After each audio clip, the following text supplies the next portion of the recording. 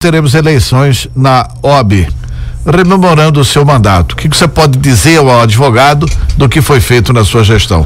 Bom dia, um prazer tê-lo conosco. Bom dia, Antero, o prazer é meu. Queria inicialmente agradecer pela oportunidade de estar aqui parabenizando os advogados e as advogadas do estado de Mato Grosso, tanto os advogados privados quanto os públicos, os advogados mais experientes e os mais jovens, o da capital e do interior. Parabenizar você também, que é advogado, a Laís, repórter aqui da Rádio Capital, que também é advogada. Enfim, parabenizar a todos, agradecer essa oportunidade. Hoje, dia do advogado, dia de Santo Ivo, que é o padroeiro dos advogados, e dia que se comemora também a instalação dos cursos jurídicos no país, né? Especialmente São Paulo e Olinda, em Pernambuco. Então, agradecer por essa oportunidade. Nós estamos completando aí no final desse mês 2 anos e 8 meses de gestão. Eu acho que nós temos alguns destaques, como a reafirmação da defesa das prerrogativas dos advogados, tão vilipendiadas no dia a dia da nossa profissão, não somente com ações institucionais, mas e ações afirmativas, mas ações efetivas mesmo, como a defesa em habeas corpus, sustentações orais para garantir as prerrogativas dos advogados. Acho que a ampliação dos trabalhos da Escola Superior de Advocacia, né? Temos aí um projeto para entregar até o final do ano, que é a disponibilização online para todos os advogados de um curso completo sobre o novo Código de Processo Civil. Nós criamos a Comissão de Defesa dos Honorários Advocatícios, inédita até no país, uma comissão específica para defender os honorários, e tivemos algumas conquistas importantes. E o nosso próximo objetivo até o final da gestão é conseguir a aprovação no âmbito da Assembleia Legislativa de uma lei estadual, obviamente, que dê a oportunidade do advogado dativo, né, aquele que atende quando a defensoria não está presente, de receber administrativamente os seus honorários e não ter que demandar contra o Estado, inclusive abarrotando, né, os balcões do Poder Judiciário. Isso é projeto de lei? Nós já, na verdade, logo no começo da gestão, nós fizemos uma proposta de criação desse convênio. A Procuradoria do Estado encampou, fez um projeto de lei, inclusive redigiu um projeto de lei. Falta agora nós nos reunirmos com a Procuradoria-Geral para tentar levar isso até a Assembleia. Isso já é uma realidade hoje. Isso aí não substituiria? Não, de jeito nenhum. Inclusive, nem a Defensoria, nem órgão nenhum. Não, inclusive, público, né? Eu sempre ressalto isso, que nós, nessas oportunidades, que nós não deixamos de defender a estruturação da Defensoria, muito pelo contrário, é que hoje a Defensoria ainda é deficitária, né?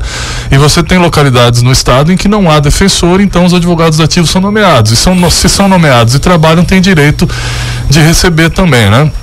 A Caixa de Assistência fez um trabalho durante esses 2 anos e 8 meses de interiorização. Nós tivemos o projeto OAB 80 anos, comandado pela vice-presidente Cláudia Aquino, que esteve no estado todo também, de forma inédita, ficando praticamente uma semana em cada subseção durante todos os meses, né, levando projetos sociais e também uma aproximação com a advocacia do interior. Então, acho que em rápidas pinceladas seriam esses os destaques da gestão, né? Fora o trabalho dos presidentes de subseções, dos conselheiros, tanto seccionais quanto federais. Nós tivemos, até por conta da nossa atuação na defesa dos honorários advocatícios, o prazer de sermos convidados a palestrar na Conferência Nacional sobre a dignidade dos honorários.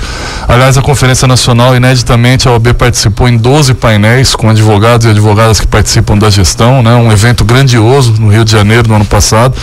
Então, acho que a OAB em Mato Grosso tem sido respeitada a nível nacional. Hoje nós temos o ex-presidente Cláudio Stabile como diretor nacional, secretário-geral adjunto do Conselho Federal, né? Eu acho que aqui no âmbito de Mato Grosso também nós não nos limitamos a atuar só na defesa corporativa, né? Nós atuamos bastante também na defesa institucional, na época do auge das obras da Copa, ingressando com alguns mandados de segurança, buscando mais transparência do poder público.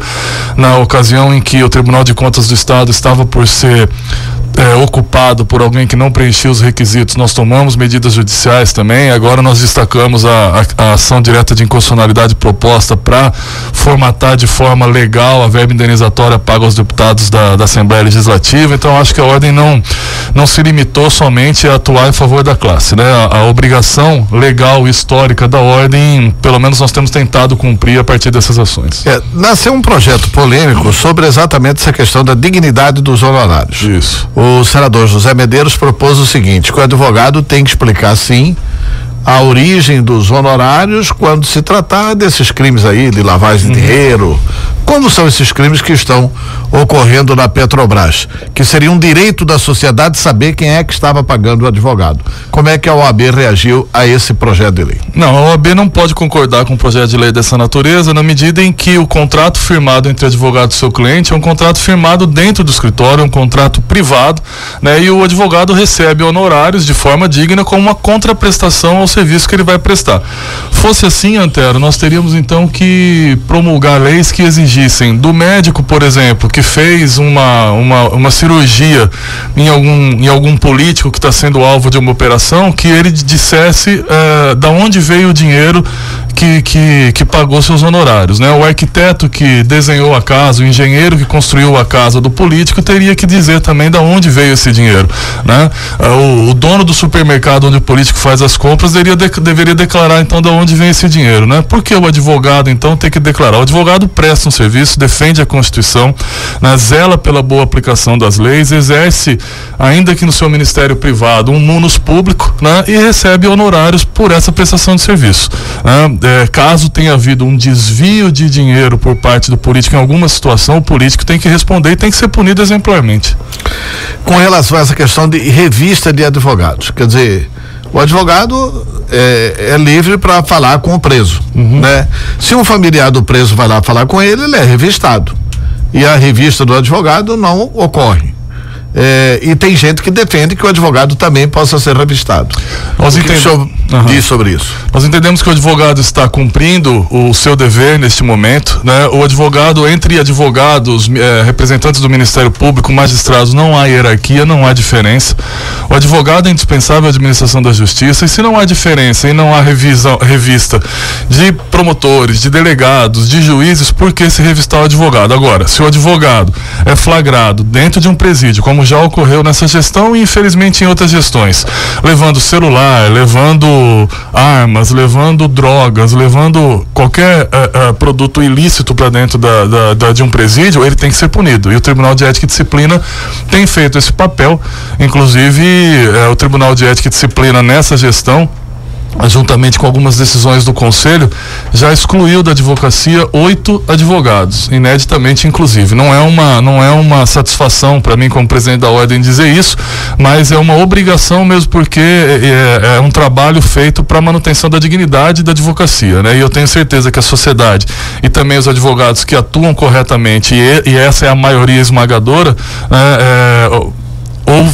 vem com bons olhos essa atuação do Tribunal de Ética e do Conselho. Esses processos de ética e disciplina sobre os advogados, eles correm em segredo?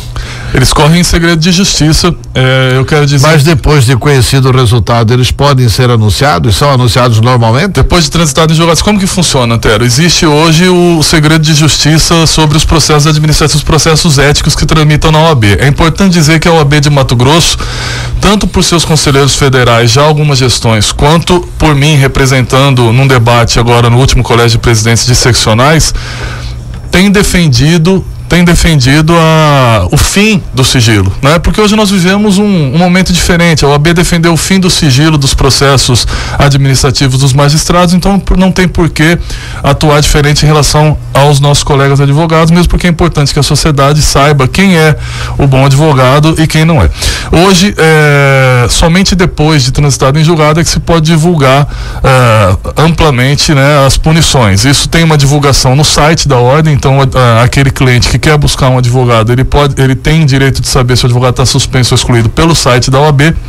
Essas informações são prestadas mensalmente ao Poder Judiciário, para que o Poder Judiciário também tenha conhecimento e para que se dê efetividade a essas punições. E nós, a partir dessa gestão também, temos feito a divulgação preservando o nome, porque às vezes não transitou em julgado, tem grau de recurso, né? Divulgando algumas exclusões, algumas decisões da ordem no sentido de manter a ética na advocacia.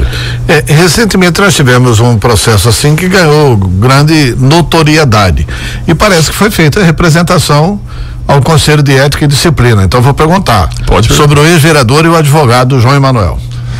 Então, é um caso em que houve uma representação disciplinar na ordem. Isso foi bastante divulgado até por quem representou. Em algumas situações, nós inclusive representamos de ofício, porque a obrigação do presidente da ordem zelar pela dignidade da advocacia, na advocacia é um ônus que nos cabe e do qual nós não nos afastamos. Então teve alguns casos também de pessoas públicas em que nós tendo tomado conhecimento de alguma prática infracional administrativa, nós tomamos a providência. Quais são esses casos? Então, inclusive pelo sigilo eu não posso dizer, né, mencionar, mas a questão do João Emanuel, então, foi tomada alguma decisão final ou ainda está tramitando? Não, ainda está tramitando, né, não tem nenhuma decisão sobre suspensão ou sobre qualquer outra punição em relação aos atos praticados, mas está tramitando sim um processo administrativo, como foi amplamente divulgado na época. Tá. Este ano teremos eleição novamente na presidente da ordem, está terminando o seu mandato, né? Em novembro teremos eleição, é isso? Isso, em novembro. E o senhor é candidato à reeleição?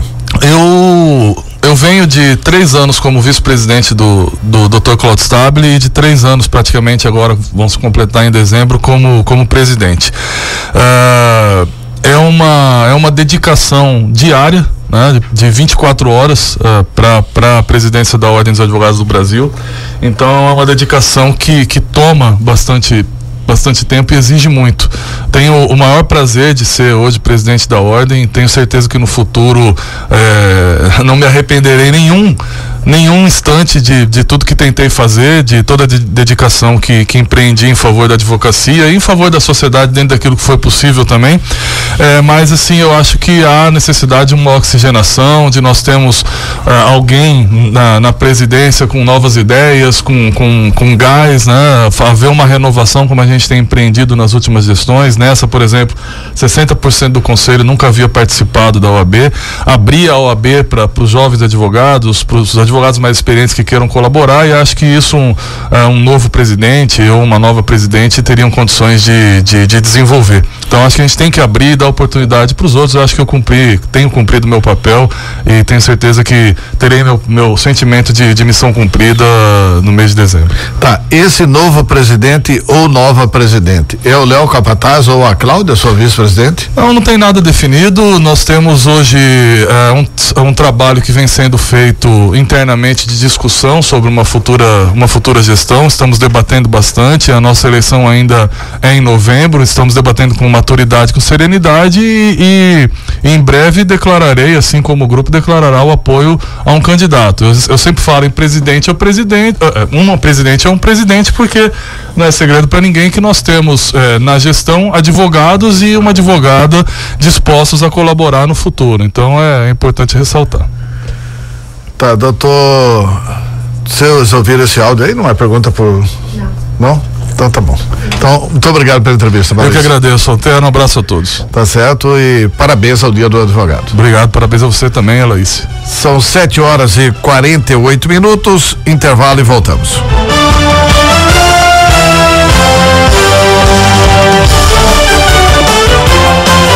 Continue na capital. Voltamos já.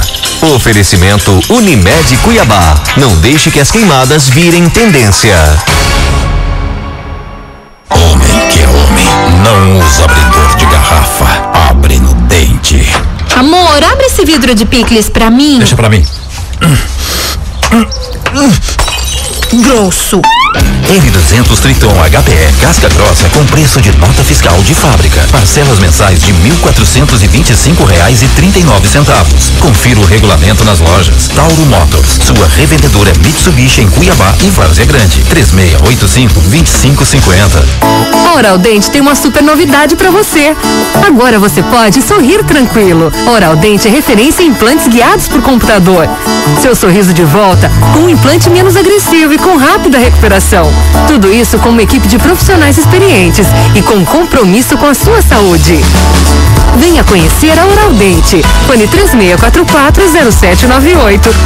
Oral Dente. Sorrir é viver. Avenida Brasil, número 18, CPA 2. Bom Astral. Comece o seu dia com as previsões do seu signo. Eu que é o dia, estou aqui com as previsões pro seu signo. Então vamos começar com Áries. Bom Astral e o seu horóscopo. Bom Astral e o seu horóscopo. A semana é favorável a promover uma verdadeira faxina do ponto de vista físico e emocional. Bom Astral, de segunda a sexta, às 9 da manhã, na Manhã da Capital. Jornalismo levado a sério. Fatos, assuntos polêmicos. Voltamos a apresentar Jornal da Capital. O Cuiabá são 7 horas e 50 minutos. Nós vamos aqui com alguns recados